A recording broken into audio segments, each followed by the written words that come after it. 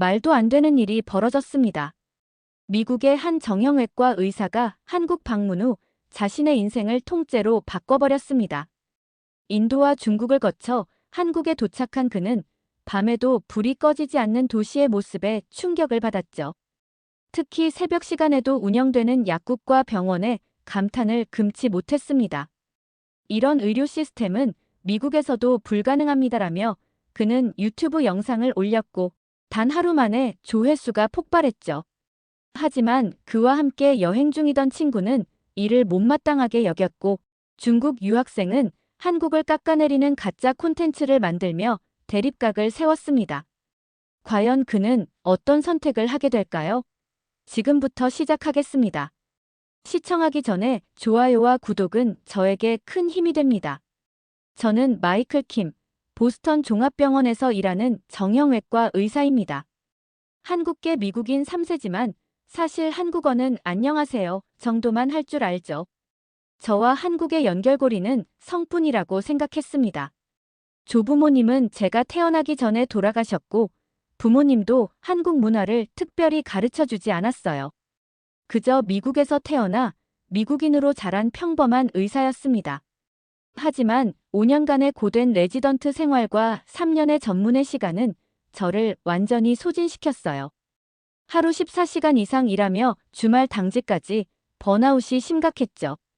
잠깐 병원을 벗어나 휴식이 필요했습니다. 마이클, 내가 정말 필요한 건 너 자신을 찾는 여행이야. 친구 제임스 황의 말이 계기가 됐어요. 제임스는 중국계 미국인 의사로 우리는 의대 시절부터 친구이자 라이벌이었습니다. 그는 자신의 뿌리에 대한 자부심이 강했고 저에게도 아시아 여행을 제안했어요. 특히 그는 중국의 의료 시스템과 문화적 우수성을 항상 강조했죠. 한국은 굳이 갈 필요 없어. 어차피 중국 문화에서 파생된 거니까. 인도 마이너스 중국 마이너스 일본 코스면 충분해. 하지만 제 마음 한구석에는 한국에 대한 미약한 호기심이 있었습니다. 그러던 어느 날 병원 엘리베이터에서 우연히 들은 노래가 제 마음을 흔들었어요. 이 노래 뭐예요?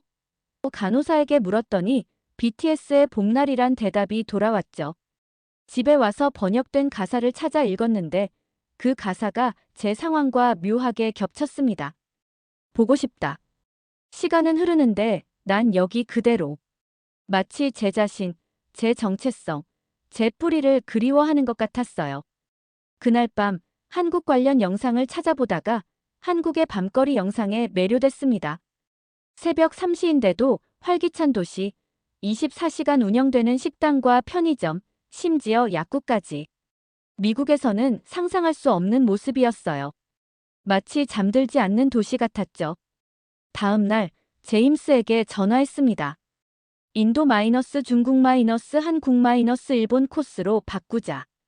한국도 꼭 가보고 싶어. 제임스는 한국 방문에 큰 의미를 두지 않았지만 동행을 수락했어요. 여행 계획을 세우면서 주변 사람들의 반응이 재미있었습니다. 동료 의사들은 왜 하필 지금?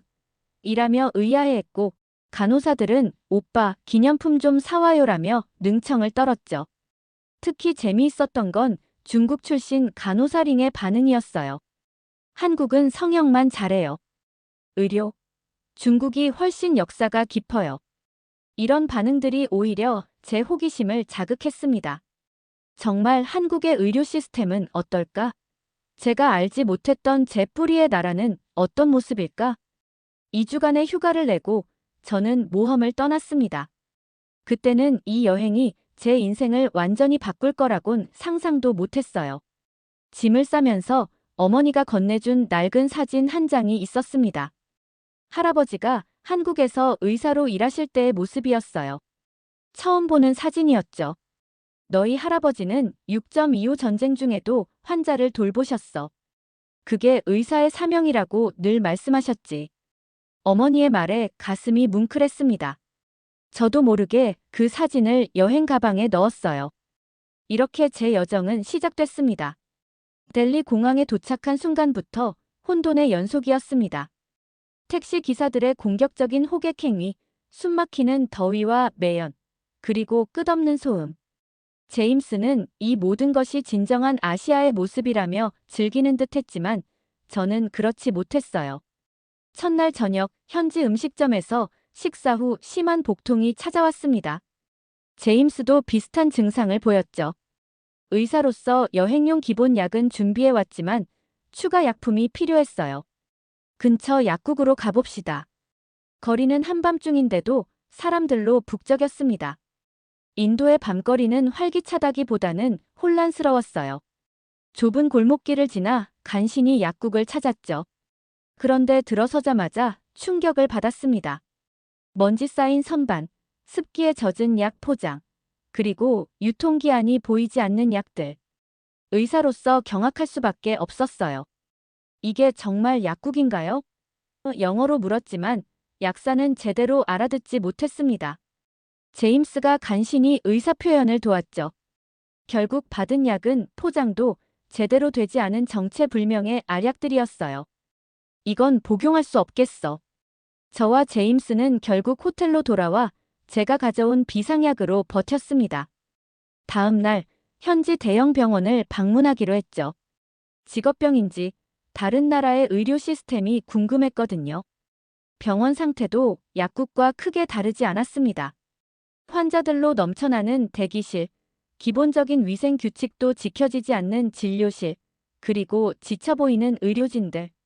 미국에서라면 의료 과실로 고소당할 만한 상황들이 일상적으로 벌어지고 있었어요. 한 간호사가 우리가 의사라는 걸 알고는 병원을 안내해주겠다고 했습니다.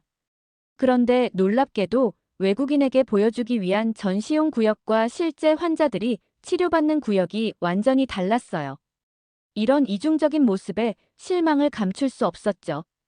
여긴 정말 개선할 점이 많아 보인다. 제가 조심스럽게 말하자 제임스가 끼어들었습니다. 서구적 기준으로 판단하지 마. 이게 아시아식이야. 중국도 비슷해. 하지만 저는 동의할 수 없었어요. 의료는 문화가 아닌 과학이고 환자 안전은 보편적 가치니까요. 그날 밤 호텔방에서 제임스와 격렬한 토론을 벌였습니다. 그는 서구 중심적 사고방식이라고 비난했지만 저는 의료의 기본 원칙을 강조했죠. 다음 날 현지 시장에서 또 다른 문화 충격을 경험했습니다. 우리가 외국인이란 이유로 모든 것의 몇 배의 가격을 요구하는 상황. 제임스는 이런 상황에서도 능숙하게 흥정하며 즐거워 보였지만 저는 불편했어요. 특히 한 노점상이 미국 의사, 돈 많이 벌잖아. 라며 터무니없는 가격을 부를 때는 화가 치밀었죠. 인도에서의 마지막 날, 저는 심각한 탈수 증세를 보였습니다. 호텔 직원이 부른 의사는 제대로 된 진단도 없이 정체불명의 주사를 놓으려 했어요. 제가 거부하자 그는 화를 냈죠. 당신이 의사라면 내 처방을 존중해야지. 이런 일련의 경험들이 저를 깊이 생각하게 만들었습니다. 의료는 단순한 기술이 아니라 신뢰와 윤리의 문제라는 것, 그리고 이런 가치는 어느 문화에서나 중요하다는 점을요. 인도를 떠나며 다음 목적지 중국에 대한 기대와 우려가 교차했습니다. 하지만 저는 동의할 수 없었어요. 의료는 문화가 아닌 과학이고 환자 안전은 보편적 가치니까요. 그날 밤 호텔방에서 제임스와 격렬한 토론을 벌였습니다.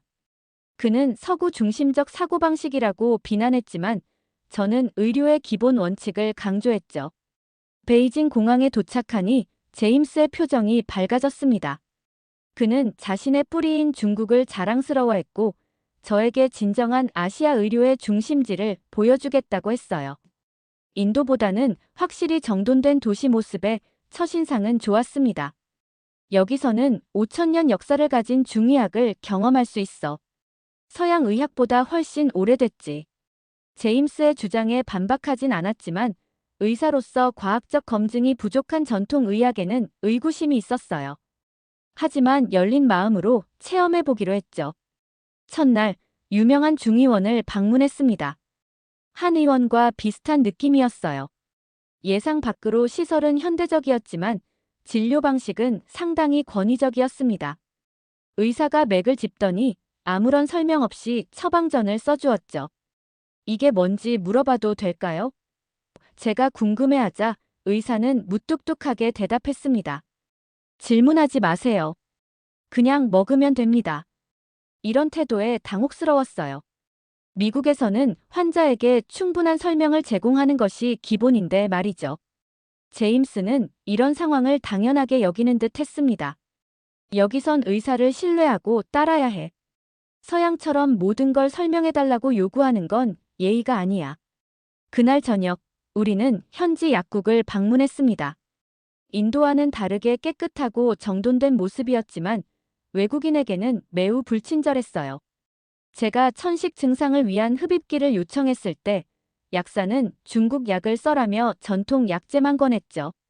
하지만 저는 의학적으로 검증된 흡입기가 필요합니다. 제 설명에도 약사는 고개를 저었어요. 결국 제임스의 도움으로 큰 병원 부설 약국에서 겨우 흡입기를 구할 수 있었습니다. 하지만 그곳에서도 저희가 외국인 의사라고 하자 태도가 달라졌어요.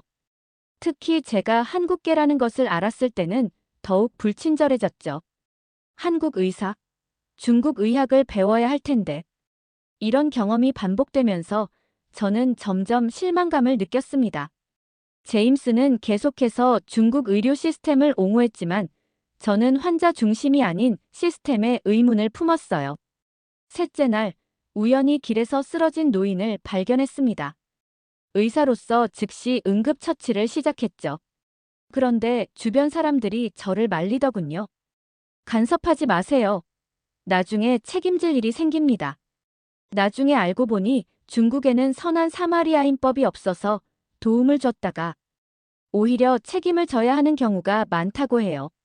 결국 119중국의 응급번호에 전화했지만 구급차가 오기까지 30분이나 걸렸습니다. 미국이었다면 상상할 수 없는 상황이었죠. 밤에 숙소로 돌아오는 길, 베이징의 밤거리는 화려했지만 어딘가 통제된 느낌이었어요. 인도의 혼란스러움과는 다른 또 다른 종류의 불편함이었죠. 24시간 편의점은 많았지만 약국은 대부분 일찍 문을 닫았고 야간 진료도 제한적이었습니다. 넷째 날, 제임스는 자신의 친척이 운영하는 사립병원으로 저를 데려갔어요. 그곳은 확실히 달랐습니다. 최신 장비, 훈련된 직원들, 그리고 세심한 서비스. 하지만 그 비용을 들었을 때 놀랄 수밖에 없었죠. 이런 서비스는 대부분의 중국인들이 접근할 수 없는 거 아닌가? 제 질문에 제임스는 처음으로 머뭇거렸습니다. 맞아. 이건 상위 1%를 위한 의료야. 그날 밤 호텔 창문으로 베이징의 야경을 바라보며 깊은 생각에 잠겼습니다. 표면적인 발전 뒤에 숨겨진 불평등, 환자보다는 시스템을 우선시하는 의료 문화, 그리고 무엇보다 의사와 환자 사이의 신뢰 부재. 인도와는 다른 방식이지만 여전히 제가 이상적으로 생각하는 의료와는 거리가 있었어요. 다음 목적지인 한국에 대한 기대는 크지 않았습니다. 제임스의 말처럼 그저 중국 문화에서 파생된 곳이라면 비슷한 경험을 하게 되지 않을까 생각했죠. 하지만 제 예상은 완전히 빗나가게 됩니다. 인천공항에 도착한 순간 이전 여행지들과는 다른 느낌이 확 들었습니다. 깨끗하고 효율적인 시스템, 친절한 안내원들, 그리고 무엇보다 질서정연한 분위기. 제임스는 너무 서구화됐다고 비판했지만 저는 오히려 호감을 느꼈어요. 여기는 공항이 정말 인상적이네요. 공항 직원에게 말하자 그녀는 웃으며 한국어로 대답했습니다. 제가 못 알아듣자 곧바로 유창한 영어로 전환했죠. 감사합니다. 처음 방문하셨나요? 혹시 도움이 필요하시면 언제든 말씀해 주세요. 이런 대응이 놀라웠어요. 인도나 중국에서는 언어 장벽이 상당했거든요. 서울로 향하는 공항철도에서 창밖을 바라보니 밤인데도 도시가 밝고 활기찼습니다.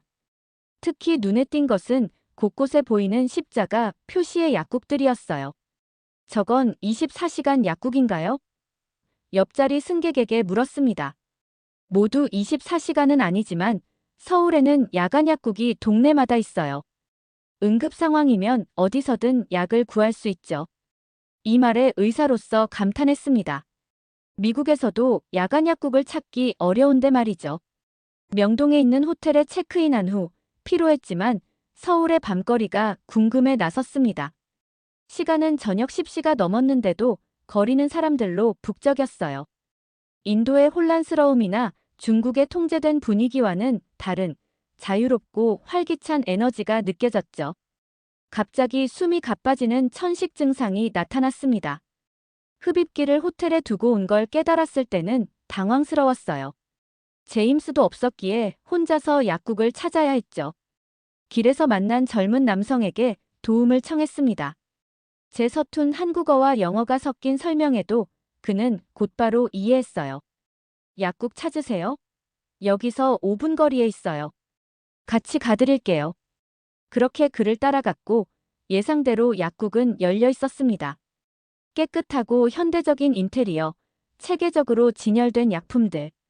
미국의 CVS나 WALGRENS와 비슷한 느낌이었어요. 하지만 놀라운 건 그 다음이었죠. 안녕하세요. 어떻게 도와드릴까요? 약사가 영어로 물었습니다. 제 증상을 설명하자 그녀는 전문적인 질문들을 이어갔어요. 현재 복용 중인 약, 알레르기 여부, 최근 증상 변화 등. 의사로서 정확히 필요한 질문들이었죠. 흡입기를 건네며 상세한 사용법까지 설명해 주었고 비용은 미국보다 훨씬 저렴했습니다. 천식이 있으시면 이 비상약도 함께 가져가세요. 밤중에 증상이 악화되면 이걸 먼저 사용하시고 필요하면 이 24시간 응급실로 가세요. 약사는 근처 병원 위치가 표시된 지도까지 건네주었어요. 이런 세심함에 감동했습니다. 도움을 준 남성은 제가 호텔로 안전하게 돌아갈 수 있도록 동행까지 해주었고 제 연신 고마움에 그는 당연한 일인데요 라고만 답했죠. 호텔로 돌아와 제임스에게 이 경험을 이야기했습니다. 예상대로 그는 회의적이었어요. 그냥 운이 좋았던 거야. 내일부터 실망할 거라고 봐. 하지만 그날 밤 창문으로 보이는 서울의 밤거리를 바라보며 이상한 느낌이 들었습니다. 마치 오랫동안 잃어버렸던 무언가를 찾은 듯한 편안함과 설렘이 뒤섞인 감정이었어요. 특히 약국에서의 경험은 의사로서 제 가치관과 너무나 일치했습니다. 환자를 중심에 두는 의료 서비스. 그것이 제가 추구하는 의학의 본질이었거든요. 잠들기 전 문득 가방에서 할아버지 사진을 꺼내보았습니다. 한국 전쟁 중에도 환자를 돌보셨다던 그분. 어쩌면 제가 느낀 이 이상한 편안함은 DNA에 새겨진 기억 같은 것일까요? 그런 생각을 하며 잠이 들었습니다. 다음 날 아침, 제임스가 갑자기 심한 복통을 호소했습니다. 의사로서 판단하기에 급성 충수염이 의심됐어요. 응급 상황이었죠. 호텔 프론트에 도움을 청했고 직원은 즉시 구급차를 불러주었습니다. 걱정 마세요. 여기서 가까운 종합병원으로 바로 모셔드릴게요. 10분도 안 되어 구급차가 도착했고 응급구조사들은 신속하고 전문적으로 제임스를 살폈습니다. 저는 미국 의사임을 밝히고 동행했어요.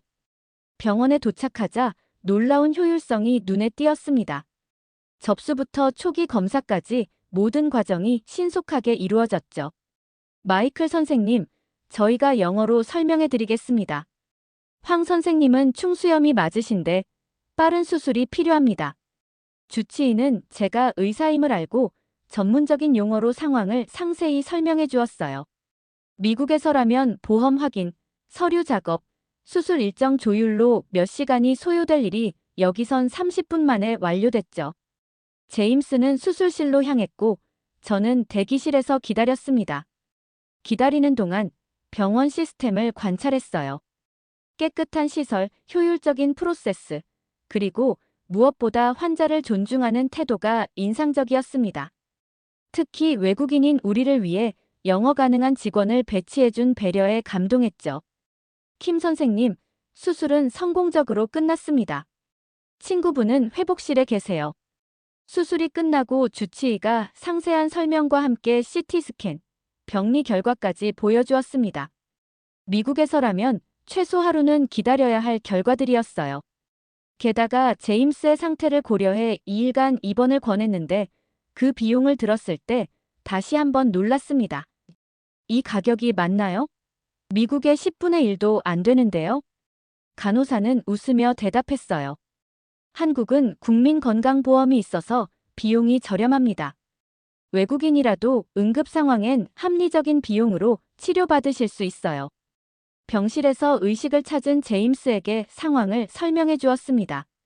그는 여전히 회의적이었어요. 운이 좋았을 뿐이야.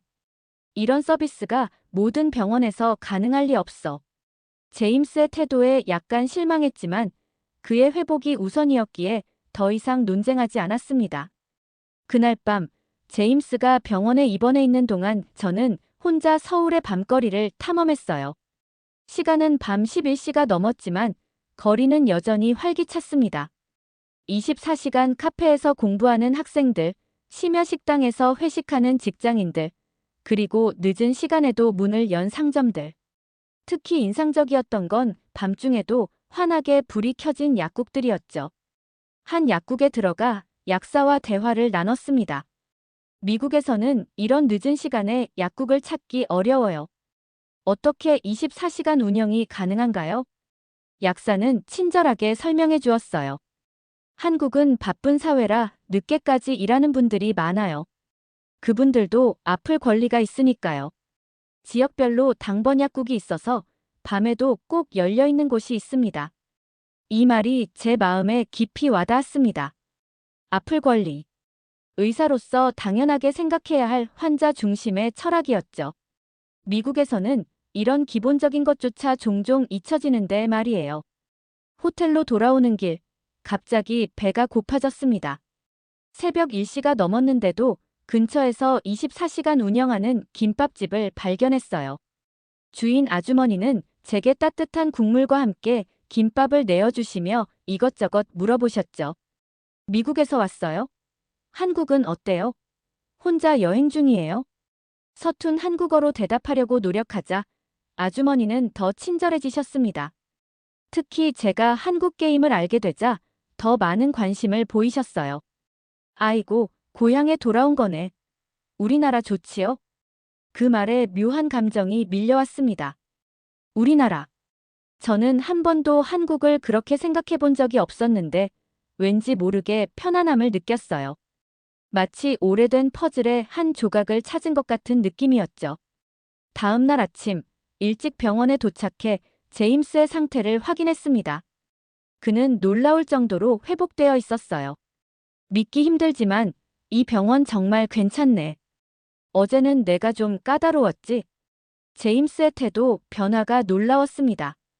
특히 그가 간호사와 유창한 중국어로 대화하는 것을 보고 더 놀랐어요. 이 간호사님, 중국어를 할 줄 아세요? 간호사는 미소 지으며 대답했습니다. 네, 우리 병원은 외국인 환자가 많아서 영어, 중국어, 일본어 가능한 직원들이 항상 있어요. 제임스는 퇴원 후에도 이틀간 안정이 필요했기에 우리는 일본 일정을 취소하고 서울에 더 머물기로 결정했습니다. 호텔 로비의 24시간 카페에서 노트북으로 쉽게 일정을 변경할 수 있었어요. 인터넷 속도가 믿을 수 없이 빨랐고 예약 변경도 단 몇 분 만에 완료됐죠. 이곳의 효율성은 정말 놀랍네요. 카페 직원에게 말했더니 그녀는 당연하다는 듯이 대답했어요. 한국은 빨리빨리 문하거든요.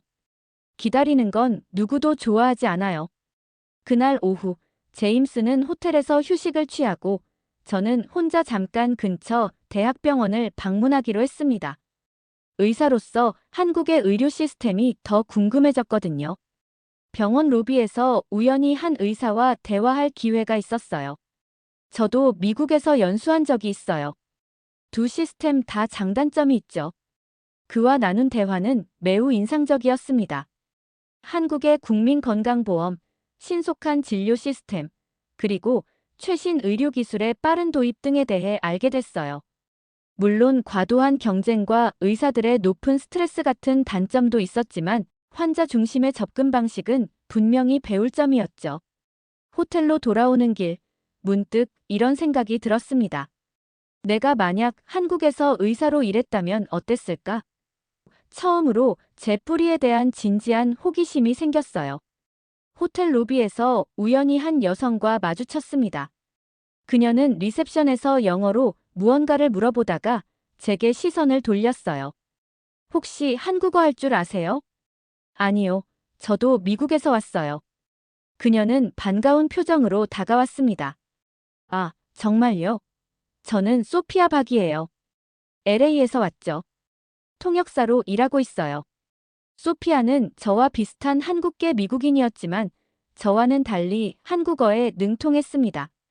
그녀는 대학에서 한국학을 전공했고 현재는 서울에서 프리랜서 통역사로 일하고 있었어요. 우리는 금방 친해졌고 그녀가 제임스와 저의 임시 가이드를 자청했죠. 병원에 입원한 친구가 있다고요? 제가 도울 일이 있을까요?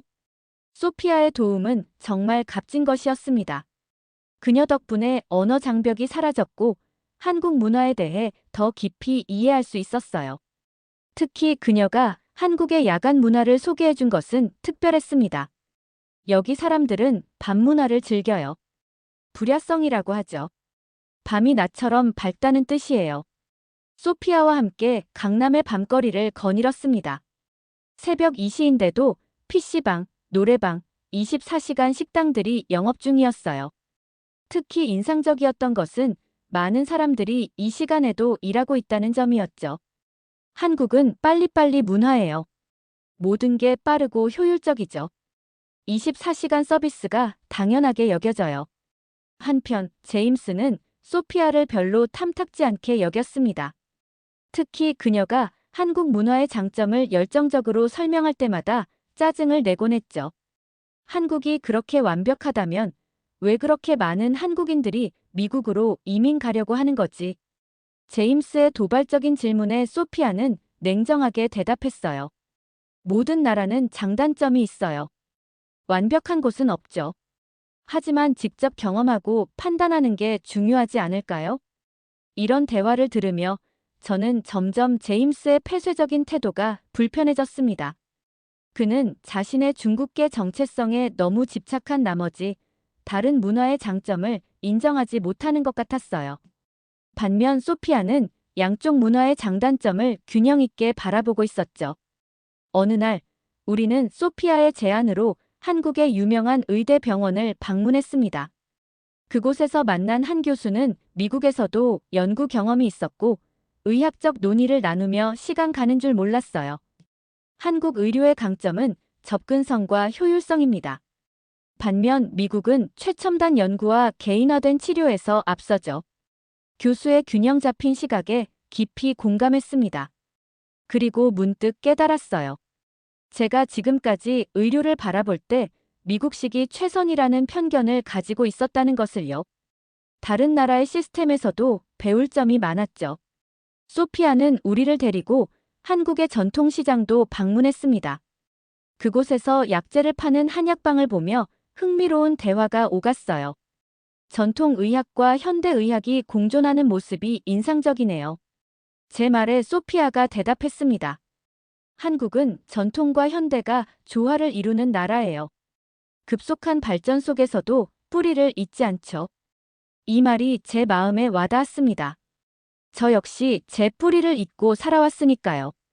문득 제 핸드폰 배경화면을 보니 병원 동료들과 찍은 단체 사진이었어요. 모두 백인과 흑인 동료들 사이에서 저 혼자 아시안 얼굴이었죠. 그동안은 그 차이를 의식하지 않으려 했지만 이제는 그 차이가 제 일부라는 것을 인정하고 싶어졌습니다. 저녁 소피아가 추천한 한 식당에서 식사를 하는 동안 제임스가 갑자기 질문했어요. 너 혹시 한국에 남고 싶은 생각 있어? 그 질문에 저도 놀랐습니다. 그런 생각을 한 적이 없었거든요. 하지만 무의식 중에 제 표정이나 행동에서 그런 느낌이 드러났나 봐요. 글쎄, 솔직히 여기서의 경험이 내 생각을 많이 바꾸고 있어. 그날 밤 호텔 창문으로 서울의 밤거리를 바라보며 깊은 생각에 잠겼습니다. 이곳에서 의사로 일한다면 어떨까? 미국과는 다른 시스템, 다른 환자들, 그리고 어쩌면 더 의미 있는 삶. 처음으로 제 미래에 대한 새로운 가능성을 상상하게 됐어요. 호텔방에서 소피아와 통화 중이었습니다. 제임스는 피곤하다며 자기 방으로 돌아갔고, 저는 한국에서의 경험을 정리하고 싶었어요. 내가 의사로서 본 한국 의료 시스템에 대해 기록해두고 싶은데 뭐가 좋을까? 소피아가 제안했습니다. 요즘은 유튜브가 대세예요. 영상으로 남겨보는 건 어때요? 제가 편집도 도와드릴 수 있고요. 그렇게 시작된 유튜브 프로젝트는 예상치 못한 방향으로 흘러갔습니다. 처음에는 단순히 미국 의사가 본 한국 의료라는 주제로 영상을 찍었어요. 소피아의 도움으로 한국어 자막도 넣고 전문적이면서도 재미있게 편집했죠. 영상 올린 지 하루 만에 조회수가 5만이에요. 댓글도 엄청 많이 달렸네요. 소피아의 연락에 놀랐습니다. 제 영상이 한국 네티즌들 사이에서 화제가 된 것이었어요. 특히 제가 한국계라는 점, 그리고 의사로서 전문적인 시각으로 한국 의료를 칭찬한 점이 호응을 얻었죠. 반면 제임스는 이 상황을 못마땅하게 여겼습니다. 이 이야기가 SNS에 퍼지기 시작했을 때 처음에는 많은 사람들이 과장된 이야기라며 비판했어요. 한국이 그렇게 좋다면 왜 다들 미국으로 오려고 하는데? 그 같은 댓글도 많았죠. 하지만 점점 더 많은 의료인들이 비슷한 경험을 공유하기 시작했고, 결국 한국 의료 시스템에 대한 관심이 폭발적으로 늘어났습니다. 너무 한국을 미화하는 거 아니야? 객관적으로 봐야지. 제임스의 비판에도 불구하고 저는 두 번째 영상을 준비했습니다. 24시간이 살아있는 도시, 서울의 밤문화라는 주제였어요. 서울의 새벽 약국, 24시간 병원, 야간 응급 의료 시스템 등을 다뤘죠. 이 영상 역시 큰 인기를 얻었고 조회수는 기하급수적으로 늘어났습니다. 세 번째 영상을 준비하던 중 갑작스러운 방문객이 찾아왔어요. 자신을 렌이라고 소개한 중국인 유학생이었습니다. 안녕하세요, 킴 박사님. 저는 중국에서 온 유학생이에요. 박사님 영상을 보고 꼭 만나 뵙고 싶었어요. 레니는 서울대 언론학과 유학생으로 자신도 유튜브 채널을 운영 중이라고 했습니다. 그런데 그녀의 채널 콘셉트는 제 것과 정반대였어요. 저는 한국의 불편한 진실이라는 주제로 영상을 만들고 있어요. 특히 한국의 의료 시스템이 어떻게 과장되고 있는지 폭로하고 있죠. 레니의 말에 당황했습니다. 그녀는 자신의 영상을 보여주었는데 한국 의료 시스템의 부정적인 면만 선택적으로 강조하고 있었어요. 대기 시간이 긴 일부 병원들, 불친절한 의료진, 의료사고 사례들. 모두 사실이지만 전체 그림을 왜곡하는 편향된 시각이었죠. 이건 공정한 평가가 아니네요. 모든 시스템에는 문제가 있지만 한국 의료의 전반적인 질과 접근성은 매우 높아요. 제 반박에 레니는 웃으며 대답했습니다. 중국 시청자들은 이런 콘텐츠를 좋아해요. 조회수가 엄청나거든요. 사실이든 아니든 상관없어요. 그녀의 냉소적인 태도에 실망했지만 더 충격적인 것은 제임스의 반응이었어요. 그는 레니의 영상을 보더니 격하게 동의했습니다. 이게 진실이지. 마이클, 너는 너무 한국에 빠져서 객관성을 잃었어. 두 사람이 의기투합하는 모습을 보며 묘한 배신감을 느꼈습니다. 제임스는 심지어 레니의 다음 영상에 출연하기로 했다고 발표했어요. 미국 의사가 폭로하는 한국 의료의 민낯. 좋은 제목 아닌가? 그날 밤 소피아에게 이 상황을 털어놓았습니다. 그녀는 차분하게 조언해 주었어요. 진실은 결국 드러나게 되어 있어요. 레니의 영상은 자극적이고 왜곡되었지만 박사님의 영상은 진솔하고 전문적이잖아요. 장기적으로 보면 어떤 콘텐츠가 더 가치 있을까요? 소피아의 말에 용기를 얻었습니다. 다음 날, 저는 더 균형 잡힌 시각의 새 영상을 준비했어요. 한국 의료의 장단점 미국 의사의 솔직한 평가라는 제목이었죠. 장점뿐만 아니라 개선이 필요한 부분도 정직하게 다뤘습니다. 영상을 업로드한 직후 제임스가 방문했어요. 그의 표정이 심각했습니다. 마이클, 나 내일 중국으로 떠나. 레니와 함께 베이징에서 특별 영상을 찍기로 했어. 제임스의 결정에 놀랐지만 한편으로는 예상했던 일이었어요. 우리의 가치관 차이는 이미 돌이킬 수 없을 만큼 벌어져 있었으니까요. 우리는 서로의 선택을 존중하기로 했습니다. 각자의 길을 가자, 제임스. 하지만 진실을 왜곡하지는 마. 제임스가 떠난 후 저는 소피아와 함께 서울의 밤거리를 걸었습니다.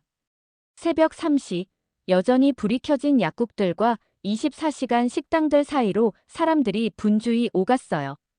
이런 도시에서 살아보는 것도 나쁘지 않을 것 같아요. 무심코 말했습니다. 소피아는 미소 지으며 제 손을 잡았어요. 그럼 한번 살아보세요. 후회하지 않을 거예요. 그로부터 일주일 후 레니의 채널에 충격적인 영상이 올라왔습니다. 제임스와 함께 찍은 한국 의료의 진실 폭로라는 제목의 영상이었죠. 하지만 예상과 달리 댓글은 대부분 부정적이었어요. 너무 편향됐다. 사실을 왜곡했다. 전문성이 부족하다. 심지어 중국 시청자들조차 이 영상의 공정성에 의문을 제기했습니다. 소피아가 흥미로운 정보를 가져왔어요. 레니의 이전 영상들을 조사해봤는데 처음에는 정말 한국을 비판하는 내용이었어요. 하지만 시간이 지나면서 점점 어색해졌고 마지막 영상들은 거의 강제로 비판하는 것처럼 보여요. 그녀의 분석이 맞았습니다. 레니의 초기 영상은 진심으로 한국 문화에 비판적이었지만 나중에는 마치 누군가의 지시에 따르는 듯한 느낌이었어요. 특히 제임스와 함께 찍은 최신 영상은 너무 자기적이었죠.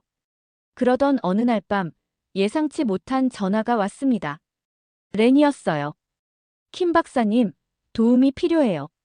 제가 지금 많이 아파요. 소피아와 함께 급히 레니가 머물고 있는 호스텔로 향했습니다. 그녀는 심한 고열과 복통으로 고통받고 있었어요. 의사로서 응급 상황이라고 판단했죠. 바로 병원으로 가야 해요. 새벽 2시였지만 다행히 근처에 24시간 응급실이 있는 병원이 있었습니다. 구급차를 부르고 싶었지만 레니가 강하게 거부했어요. 병원비. 저 보험 없어요. 그녀의 걱정을 이해했습니다. 외국인으로서 의료비에 대한 부담은 클 테니까요. 하지만 응급 상황이었기에 제가 책임지겠다고 약속했어요. 병원에 도착하자 예상대로 신속한 대응이 이루어졌습니다. 응급실 의사는 레니의 상태를 확인하고 급성 맹장염으로 진단했어요. 즉시 수술이 필요한 상황이었죠. 걱정 마세요. 최선을 다해 치료해드리겠습니다. 의사의 차분한 목소리에 레니는 조금 안심한 듯 했습니다. 수술 전 준비 과정에서 저는 레니와 잠깐 대화할 기회가 있었어요. 왜 이렇게까지 한국을 비판하는 영상을 만들었나요? 레니는 잠시 침묵했다가 작은 목소리로 대답했습니다. 처음에는 정말 한국이 싫었어요. 중국이 더 우월하다고 믿었거든요. 하지만 여기 살면서 제 생각이 바뀌기 시작했어요. 그런데 이미 채널 방향이 정해졌고 팔로워들도 그런 콘텐츠를 원했죠. 게다가 그녀는 말을 멈추고 주변을 살폈습니다. 그리고 더 작은 목소리로 이어갔어요. 중국 정부 기관에서 연락이 왔어요. 한국에 대한 부정적인 콘텐츠를 만들면 지원해주겠다고. 거절하면 가족들에게 불이익이 갈 수도 있다고 했고요. 그녀의 고백에 충격을 받았습니다. 이것이 단순한 유튜버의 콘텐츠가 아니라 조직적인 이미지 조작 시도라니. 수술실로 레니를 데려가기 전 그녀가 마지막으로 말했어요.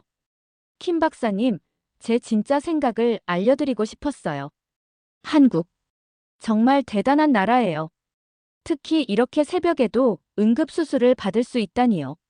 중국에서는 상상도 못할 일이에요. 수술은 성공적으로 끝났고 레니는 빠르게 회복되었습니다. 회복 기간 동안 저희는 많은 대화를 나눴어요. 그녀는 진실을 말하고 싶지만 두려움이 있었죠. 중국으로 돌아가면 어떤 일이 벌어질지 모른다는 불안감이었습니다. 그러던 어느 날 레니가 결심한 듯 말했어요. 새 영상을 만들 거예요. 진실을 담은 영상을요. 소피아와 제가 만류했지만 그녀의 결심은 확고했습니다. 일주일 후 레니의 채널에는 한국에서의 진실된 경험이라는 제목의 영상이 올라왔어요. 그녀는 자신이 어떻게 편향된 콘텐츠를 만들도록 압력을 받았는지, 그리고 실제로 한국에서 경험한 긍정적인 일들을 솔직하게 이야기했습니다. 특히 자신의 응급수술 경험과 한국 의료 시스템의 효율성을 상세히 설명했죠. 영상은 순식간에 바이럴이 되었고 중국 소셜미디어에서도 큰 화제가 됐습니다. 물론 곧 중국에서는 이 영상이 차단되었지만 이미 많은 사람들이 보았죠. 예상대로 레니에게 곧 위협적인 연락이 왔습니다. 중국으로 즉시 귀국하라는 명령과 함께 가족들이 이미 조사를 받고 있다는 경고였어요. 그녀는 두려움에 떨면서도 결심을 굽히지 않았습니다. 이제 돌아갈 수 없어요. 하지만 후회는 없어요. 진실을 말하는 것이 옳으니까요. 그녀의 용기에 감동받은 저는 도울 방법을 고민했습니다. 소피아와 상의한 끝에 한국대학의 의대 교수 지인을 통해 레니가 서울대 언론학과로 전학할 수 있도록 도왔어요. 한국에서 합법적으로 체류하며 공부할 수 있는 길이 열린 것이죠. 한편 제임스도 중국에서 논란의 중심에 서게 되었습니다. 레니의 영상이 공개된 후 그가 의도적으로 왜곡된 정보를 퍼뜨린 것이 드러났죠. 미국 의사협회에서도 조사가 시작되었고 그의 평판은 크게 손상되었습니다. 저는 한국에서의 예정된 일정을 모두 마치고 미국으로 돌아갈 시간이 다가왔습니다. 하지만 마음 한구석에서는 떠나고 싶지 않다는 목소리가 들렸어요. 특히 소피아와 함께한 시간들, 서울의 밤거리에서 느낀 활기, 그리고 제 뿌리에 대한 새로운 연결감. 이 모든 것을 뒤로하고 떠나야 한다는 것이 아쉬웠죠. 출국 전날 밤, 저는 소피아와 함께 마지막으로 서울의 밤거리를 걸었습니다. 한강변을 따라 걸으며 반짝이는 도시의 불빛들을 바라봤어요. 정말 떠나야 하나요?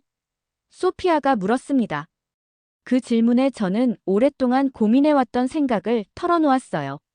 사실, 보스턴 병원에 사직서를 냈어. 서울대병원에서 객원 교수 제안이 들어왔거든. 소피아의 눈이 커졌습니다. 정말요? 여기 남기로 한 거예요? 6개월 계약으로 시작해볼 생각이야. 한국의 의료 시스템에서 배울 점이 많다고 생각해. 그리고 잠시 망설이다 덧붙였습니다. 내 뿌리를 더 알고 싶어. 소피아는 기쁨에 찬 표정으로 제게 안겼어요. 그 순간 저는 이 결정이 옳다고 확신했습니다. 할아버지의 고향, 제 DNA의 일부인 이 나라에서 새로운 시작을 하는 것. 단순한 여행이 아닌 진정한 자아를 찾는 여정이 될 것 같았어요. 다음 날 레니가 공항까지 배웅을 나왔습니다. 그녀는 이제 서울대 언론학과 학생으로서 새 출발을 앞두고 있었죠. 박사님, 저도 유튜브 계속할 거예요. 하지만 이번엔 진실만 말할게요. 한국과 중국, 양국의 장단점을 공정하게 다루는 채널로 만들고 싶어요. 그녀의 다짐에 감동받아 응원의 말을 전했습니다. 진실은 결국 가장 강력한 메시지야. 내 용기가 많은 사람들에게 영감을 줄 거야. 비행기에 오르기 전 마지막으로 서울의 풍경을 바라봤습니다. 새벽이었지만 여전히 불빛으로 가득한 도시. 잠들지 않는 이 도시처럼 제 안에서도 새로운 열정이 깨어나고 있었어요. 비행기는 미국으로 향했지만 제 마음은 이미 한국에 남아 있었습니다. 3주 후 저는 짐을 정리해 서울로 돌아왔어요. 소피아와 레니가 공항에서 환하게 맞아주었죠. 그날 밤 우리는 한강변에서 소주 한 잔을 나눴습니다. 밤늦은 시간인데도 여전히 활기찬, 불이 꺼지지 않는 서울의 밤거리. 이 도시의 에너지는 그대로였지만 제 인생은 완전히 달라져 있었어요. 새로운 시작이네요. 소피아가 말했습니다. 그래, 하지만 밤거리는 그대로야. 제 대답에 세 사람은 함께 웃었습니다. 가끔은 집을 떠나야 진정한 집을 찾을 수 있다는 역설. 저는 결국 제 뿌리로 돌아왔고 이곳에서 새로운 이야기를 시작하게 됐습니다. 미국에서의 의사생활, 그리고 인도와 중국에서의 경험은 모두 이 순간을 위한 준비였던 것 같아요. 서울의 밤거리는 변함없이 그대로지만 그 거리를 걷는 제 발걸음은 이제 더 확신에 차 있었습니다. 저는 마침내 제 자리를 찾았으니까요. 오늘의 이야기는 여기까지입니다. 오늘 사연 마음에 드셨다면 구독, 좋아요 부탁드리겠습니다. 소중한 시간, 긴 이야기 끝까지 들어주셔서 진심으로 감사합니다. 앞으로도 더 좋은 사연으로 여러분을 찾아오겠습니다.